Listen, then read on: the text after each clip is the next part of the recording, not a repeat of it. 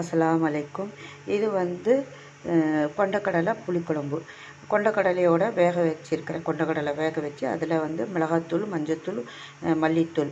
மிளகாத்தூள் 1 ஸ்பூன், மல்லித்தூள் 1 1/2 ஸ்பூன், மஞ்சத்தூள் கொஞ்சோண்டு, உப்பு 1 ஸ்பூன் போட்டிருக்கிறேன். வெங்காயமும் தக்காளியும் சேர்த்து அரைச்சி அதில் மிளகு சீரகம் போட்டு கொஞ்சோண்டு மிளகு சீரகம் வறுத்து அதையும் பூண்டும் போட்டு அரைச்சி இதில் போட்டுறேன். இப்போ வந்து கத்திரிக்காய் போட போகிறேன். கத்திரிக்காய் போட்டு முடித்தோடனே அதுலேயே வந்து தேங்காயையும் புளி தண்ணியும் போட்டு ஒரு கொதி வந்தோடனே ஒரு விசில் வந்தோடனே இறக்கிட்டு அப்புறமா வெங்காயம் இது கருவேப்பிலை கடுகெல்லாம் போட்டு தாளித்து கொட்டிட்டு லாஸ்ட்டில் இந்த வாழைக்கருவாடு இருக்குது பார்த்திங்களா, அது வறுத்து அதில் சேர்த்துட்டோம்னா ரொம்ப நல்லாயிருக்கும். நான் இதெல்லாம் கலந்துட்டு காமிக்கிறேன். இப்போ இது போட்டுட்டு இப்போ தேங்காய் போடுறேன்.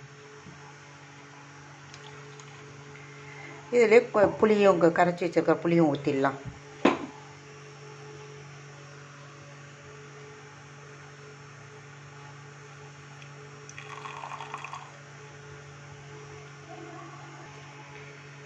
இப்போ இது ஒரு விசில் வச்சு இறக்கிடலாம். இறக்கிட்டு தாளிக்கிறப்போ காமிக்கிறேன்.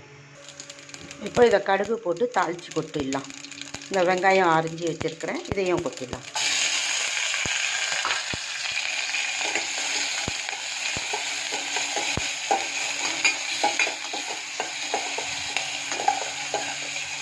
இந்த வெங்காயம் பூண்டு கொஞ்சோண்டு போட்டிருக்கிறேன் அதில்.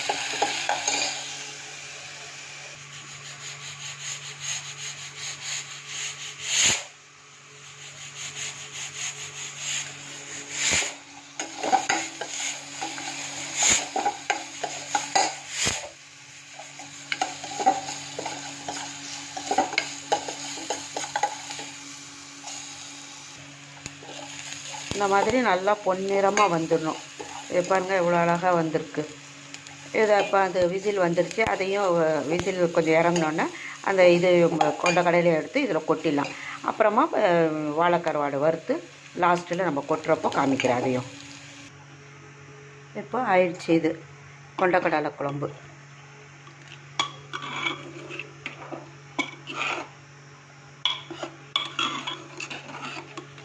ஆயிடுச்சு. இதையும் நம்ம தாளித்து வச்சுருக்குறோம். இப்போ இதில் எடுத்து நம்ம அப்படியே கொட்டிடலாம்.